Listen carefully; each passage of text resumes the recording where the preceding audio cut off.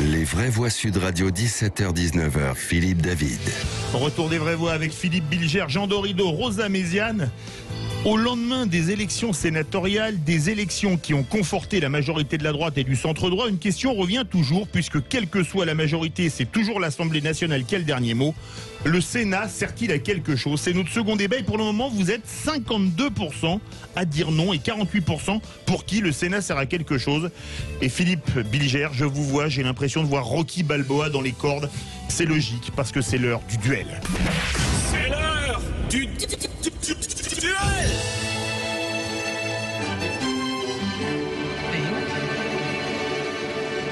Bonjour Yves de Paris.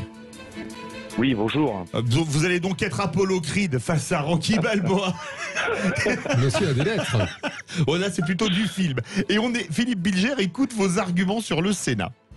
D'accord. Moi, ce que j'ai dit à Aude, en fait, je suis plutôt pour le Sénat, moi, en fait. Mais je suis pas pour le Sénat tel qu'il est actuellement, mais pour une chambre qui soit découplée de la Chambre des représentants nationaux, tout simplement pour garantir un équilibre démocratique et pas concentrer les pouvoirs dans les seules mains des représentants nationaux, dont on sait aujourd'hui qu'ils sont davantage gouvernés par les lobbies qui leur pondent les lois, les amendements, etc. par fax, plutôt que de représenter... maintenant, c'est le passé peuple. par mail. Hein.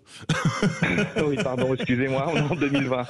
Voilà, mais c'est ça l'esprit. Donc, comment on peut faire pour garantir la démocratie? Périclès, il y avait 3 chambres quand même. Donc, pour moi, ça doit passer par un nombre. Alors, faut pas non plus délirer, mais par un nombre de chambres qui puissent être compensées, en fait. C'est surtout ça, la chambre compensatoire, en fait. On donne la parole à Philippe Bilger. Il reste avec nous. Voilà. Je sens que ma controverse avec Yves sera facile, puisque d'emblée, il a dit qu'il n'était pas radicalement hostile au Sénat.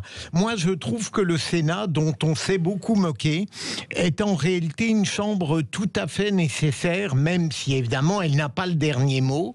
Elle est une chambre, même si on peut s'en moquer, de pondération, de sérénité et de contre-pouvoir. Alors, elle l'est en général, et elle l'est encore plus aujourd'hui, où on a une Assemblée nationale, disons-le tout net, avec une majorité RM qui s'effrite un peu, j'entends bien, mais qui n'est pas époustouflante de liberté, d'improvisation et d'indépendance. Donc je conclus que le Sénat, tout de même, cette chambre qui est trop souvent dénigrée et caricaturée, est fondamentale pour la démocratie. Rosa Méziane. Non, moi je pense qu'effectivement c'est essentiel pour la démocratie parce que ça fonctionne comme la démocratie, c'est pas non, la même chose. La démocratie, pardon.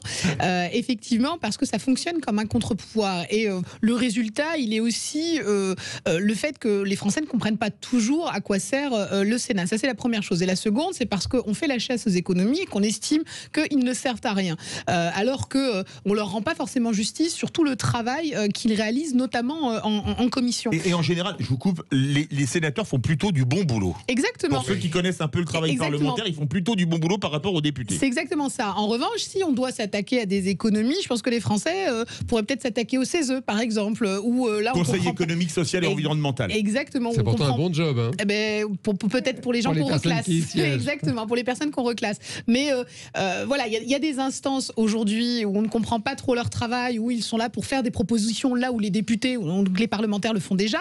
Alors si c'est une question économique, pourquoi pas diminuer nos parlementaires en France? C'est vrai que par rapport à certains pays européens, on en a peut-être trop. Donc agrandir les circonscriptions pour qu'il y ait moins de parlementaires, que ce soit à l'Assemblée nationale ou au Sénat. Mais dire que le Sénat ne fonctionne pas, non, je pense que c'est une bonne représentation de notre démocratie. Jean Dorido. Oui, non, alors effectivement, toute blague mise à part, là je vais rejoindre mes camarades Bilger et Améziane. C'est vrai que, non, c'est très très bien que le Sénat existe en France.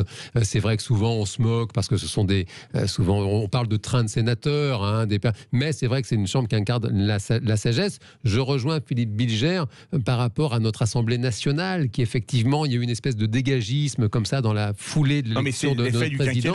C'est aussi l'effet du quinquennat. Un mois après. Et justement, vous parlez du quinquennat. Aussi, à un moment donné, qui a montré que être politique, c'était pas non plus une carrière. On a amené beaucoup plus de gens de la société civile. Enfin, tout n'était pas mauvais. Alors après, effectivement, on les a traités de godillots. Donc il y a peut-être à pondérer dans ça, mais tout n'était pas mauvais dans l'esprit. Mais là-dessus, Rose, justement, je vous rejoins pas. Je pense qu'on se rend compte justement avec ces députés tout neufs à quel point c'est un métier, le métier de politique. Je pense que même ces lois sur le non-cumul des mandats ne sont pas satisfaisantes. On voit à quel point là on commence à avoir une scission entre des élus locaux à Marseille et l'État. Et je crois que c'était finalement pas trop mal quand on avait ces espèces de barons locaux. C'est vrai, à une époque, on avait les députés, maires, on avait les sénateurs, mais on avait quand même l'appareil de l'État qui était connecté au territoire, comme on dit sinistrement en ce moment. Et je pense que c'était pas mal. Et dans cet esprit-là, c'est très très bien que le Sénat existe encore, évidemment. C'est une fausse idée. Allez voir certains députés, ils connaissent parfaitement leur territoire. Donc c'est pas valable. Les gens des territoires ne les connaissent pas, eux, c'est ça le souci. Ils ne sont pas ancrés localement, comme il y en on a dit. certains qui ont des permanences qui sont disponibles systématiquement. Alors tout dépend de l'agenda de chacun. Enfin, honnêtement, je pense que c'est trop facile de dire les députés sont pas ancrés dans les territoires, ils ne les connaissent pas. C'est pas vrai pour tous. Et puis moi, je suis désolée, mais je suis pas nostalgique de ces hommes qui parfois étaient efficaces, mais pas toujours, et qui avaient un espèce de cumul des mandats avec parfois 3 indemnités, et ils se retrouvaient à gagner parfois mieux qu'un entrepreneur du 440. Donc non, je suis désolée, moi dans l'esprit, c'est pas normal de vivre pendant toute une partie de sa vie. Je termine. C'est pas normal de vivre toute une partie de sa vie avec exclusivement de l'argent public. Certains se sont enrichis, certains ont acquis de l'immobilier. Enfin, moi, dans l'esprit, je trouve ça plutôt malsain. Donc, retrouver un seul mandat, alors peut-être 2 éventuellement, mais ce mauvais procès d'expliquer qu'aujourd'hui, les parlementaires, parce qu'ils sont issus de la société civile, ne connaissent pas tous leur territoire, c'est faux. Mais je voudrais vous poser une question. Est-ce que quelque part, on se plaint du manque de représentativité de l'Assemblée nationale du fait du scrutin majoritaire? Pourquoi ne pas élire le Sénat au scrutin, au suffrage universel direct à la proportionnelle? Philippe Bilger. Oui, pourquoi non, pas. on n'est plus du tout dans l'esprit du Sénat, au contraire. Là, ce qui est bien, c'est qu'on a des grands... Certes, mais enfin là, ça permettrait d'avoir une vraie représentativité en ayant une majorité à l'Assemblée nationale. Mais là, vous remettez en cause, du coup, les grands électeurs. Non, mais Jean, votre observation relevait de la République en marche dans les débuts. On avait vraiment l'impression que ces députés n'étaient pas reliés, connectés avec le territoire. Une espèce de bande de premiers de la classe. Maintenant, évidemment, ils ont pris une certaine expérience. Oui, et puis honnêtement, quand on regarde tous ceux qui venaient et de la gauche et de la droite, c'était pas non plus tous des jeunes premiers. Donc certains avaient quand même déjà une expérience. Donc ils avaient aussi. Donc je pense qu'on va un peu trop vite en raccourci. Certains étaient bons aussi. Merci beaucoup à Yves de Paris. Verdict du débat. Le Sénat sert-il à quelque chose? Eh bien, c'est très serré. Ça a un petit peu bougé. Vous êtes combien? 47% à dire oui, Jean-Marie Bordry, c'est ça? Exactement ça, 47%, ce qui dément le pressentiment de Philippe Bilger. Qui pensait que ce serait 95%. Oui. Non, pas 95, mais je pensais que... Comme quoi, vous voyez, ne désespérez pas de la popularité des pour nos institutions.